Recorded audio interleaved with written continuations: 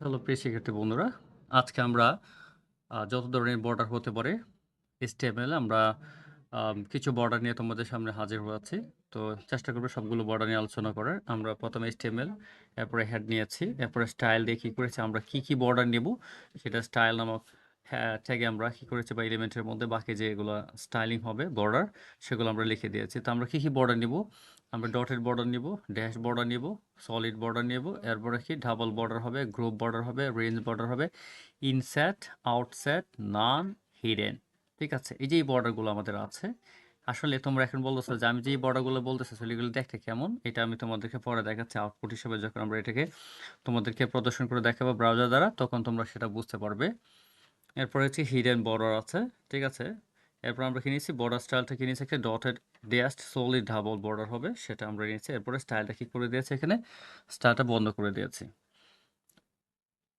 এরপরে দেখো কি আছে আমাদের, আমরা হ্যাটটাও বন্ধ করে দিয়েছি। বোর্ডে দিয়ে আমরা বাকি কাজটুকু এখন যা করব সেটা আমাদের আউটপুট হিসেবে প্রদর্শিত হবে। আর এটা দিয়ে আমরা শুধু করি কি দিয়েছে, এটা আমরা ধরতে পারো এটা শিরোনামের মতো কাজ করবে, যেহেতু হ্যাড আমরা ব্যবহার করেছি।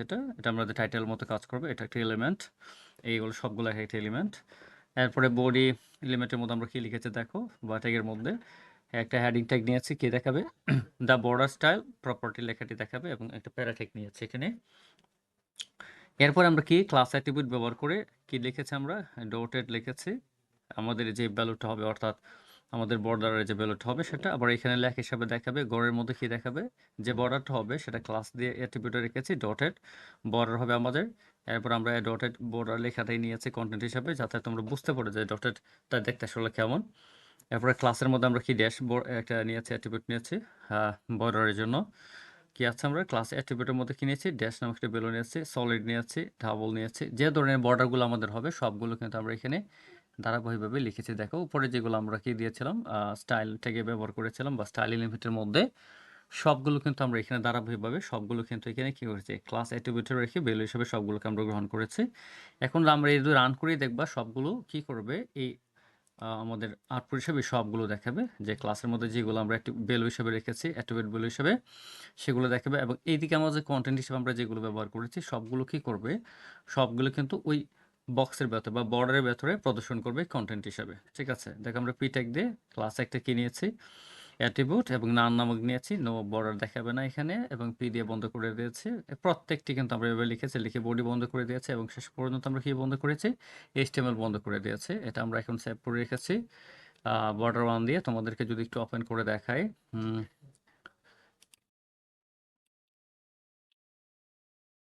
দেখো কি দেখিয়েছে এখানে আমাদের, এই যে বর্ডারগুলো সবগুলো প্রদর্শিত হয়েছে।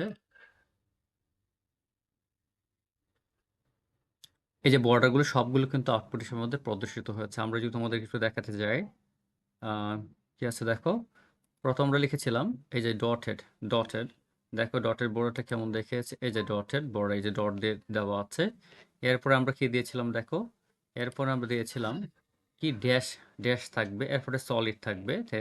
ড্যাশটা দেখাই তোমাদেরকে, এই দ্বিতীয়টা হলো এই যে ড্যাশ বর্ডার, এই যে ড্যাশ, এটা ড্যাশ বর্ডার, এটা হলো সলিড বর্ডার। ঠিক আছে, সলিড দিলে একটু লেখা দেখি বর্ডারটা কি হবে, একটু মোটা হবে।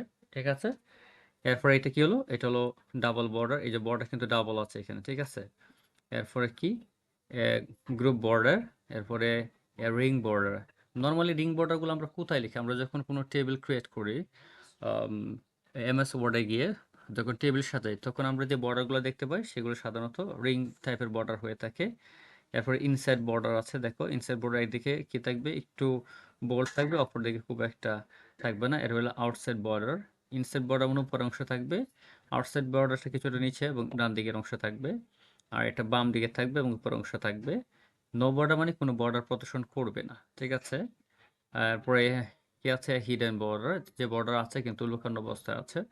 মনে করো আমরা সাদা হোয়াইট বোর্ডের মধ্যে যদি সাদা মার্কার দিয়ে লিখি, তাহলে কোনো লেখা লিখলে সাধারণত প্রদর্শিত হবে না। কেন?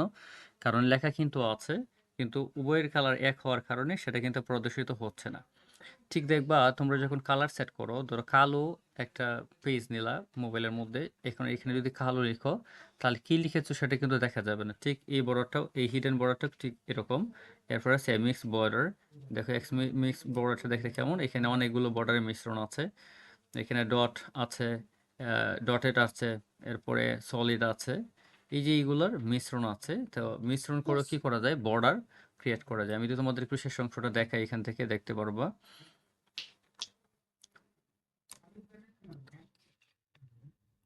কি লিখছিলাম, এ মিক্সড বর্ডার। দেখো এই যে মিক্সড যখন লিখবা তখন এই বর্ডারটা কি হচ্ছে, মিক্সড হবে। তো মিক্সডের জন্য আমরা নির্দেশনা কিন্তু আগে দিয়েছি যে কি কি বর্ডার মিক্সডের মধ্যে কি কি থাকবে। দেখো এই যে mixed border style dotted dashed, তাহলে কি থাকবো, ডটেড থাকবে, ড্যাশ থাকবে, সলিড থাকবে, ডাবল থাকবে। তাহলে কয়টা বর্ডার এখানে একসাথে লিখেছি, চারটা বর্ডার। চারটা বর্ডার কিন্তু আছে। আমি যদি তোমাদেরকে একটু দেখাই, দেখো কয়টা বর্ডার আছে।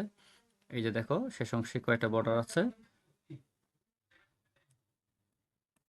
একটু উপরে নিয়ে নিলাম।